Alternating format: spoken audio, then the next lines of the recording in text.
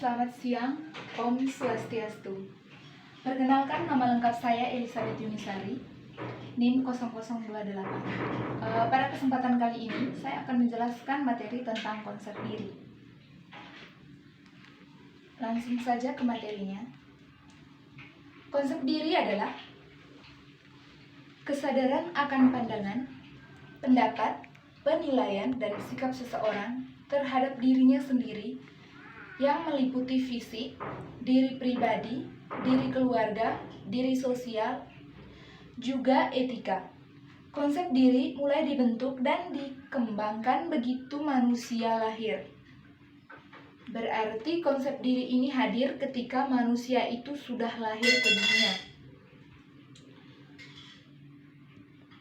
Seorang ahli bernama Seitomo mengatakan bahwa konsep diri adalah pengalaman sendiri dan informasi dari lingkungan terintegrasi ke dalam konsep diri, merupakan faktor bawaan tetapi dibentuk dan berkembang melalui proses belajar, yaitu dari pengalaman-pengalaman individual dalam interaksinya dengan orang lain.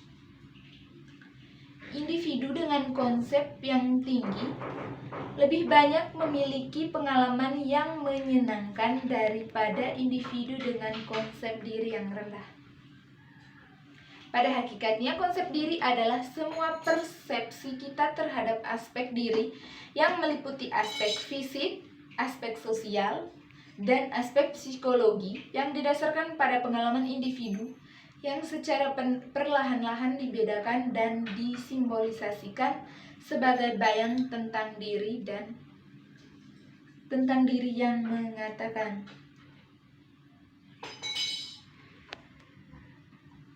Adalah pengertian konsep diri. Konsep diri adalah gambaran yang ada pada diri individu yang berisi tentang bagaimana individu melihat dirinya sendiri sebagai pribadi yang disebut dengan pengetahuan diri, bagaimana individu merasakan dirinya yang merupakan penilaian atas dirinya sendiri, serta bagaimana individu menginginkan dirinya sendiri sebagai manusia yang diharapkan. Berarti dalam konsep diri ini harus menumbuhkan rasa ingin tahu siapa diri saya atau siapakah saya. Ini adalah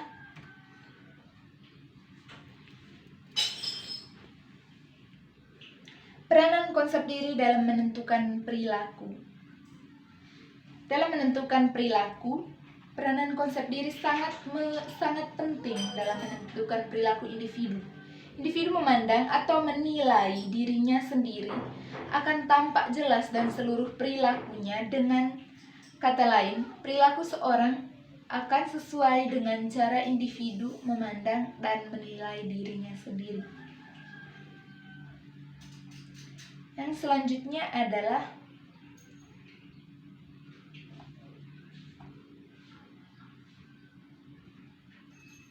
aspek-aspek konsep diri. Di sini ada aspek fisik, aspek psikis, aspek sosial, dan aspek moral.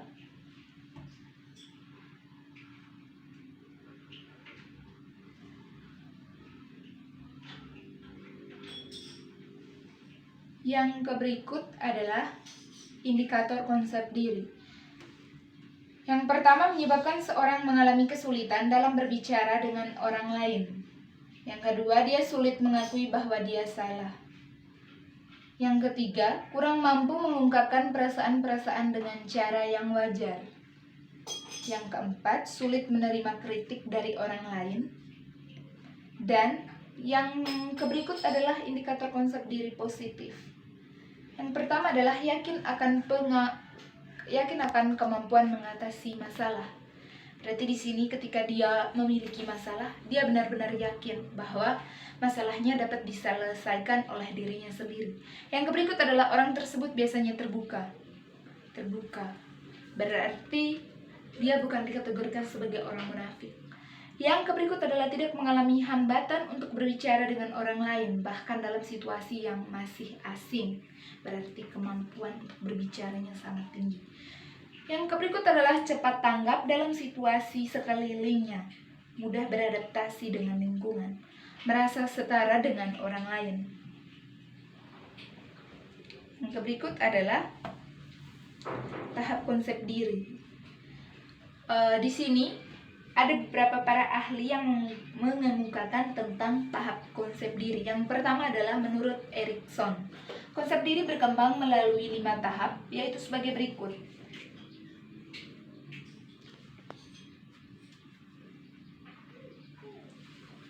Yang kedua adalah perkembangan dari Chain of Truth versus Mythos pada anak usia 1,5 sampai 2 tahun. Pada tahap ini akan menciptakan konsep diri yang didasarkan pada hubungan antara orang tua dengan anaknya. Yang berikut adalah faktor yang mempengaruhi konsep diri. Faktor yang pertama adalah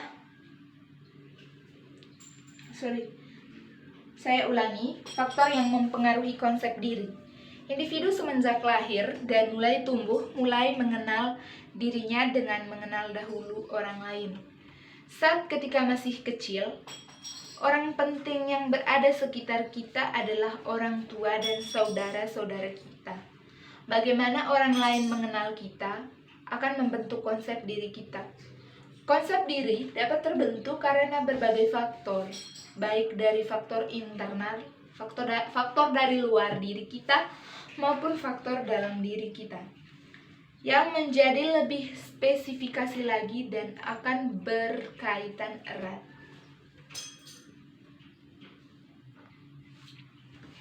Yang berikut adalah langkah-langkah untuk memiliki konsep diri positif. Yang pertama, konsep diri positif. Konsep diri positif kepada penerimaan diri bukan sebagai suatu kebanggaan yang besar tentang diri. Konsep diri yang positif bersifat stabil dan bervariasi. Individu yang memiliki konsep diri positif adalah individu yang tahu betul tentang siapa dirinya. Individu dapat memahami dan menerima sejumlah fakta yang sangat bermacam-macam tentang dirinya sendiri. Evaluasi terhadap dirinya sendiri menjadi positif dan menerima keadaan orang lain.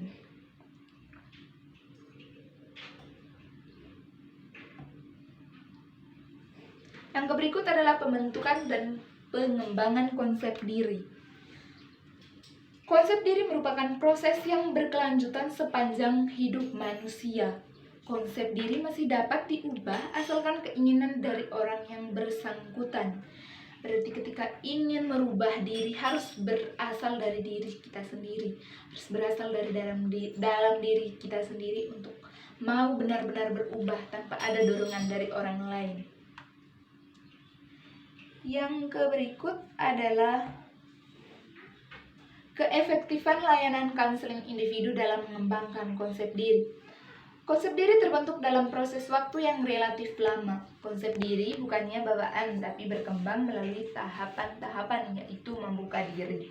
Dengan membuka diri, konsep diri menjadi lebih dekat pada kenyataan. Bila konsep diri sesuai dengan pengalaman, kita akan lebih terbuka untuk menerima pengalaman-pengalaman dan gagasan baru. Yang berikut adalah percaya diri. Orang yang tidak percaya diri cenderung sedapat mungkin mengakhiri komunikasi. Tetapi orang yang percaya diri dalam komunikasi akan menarik diri dalam pergaulan, berusaha sekecil mungkin berkomunikasi.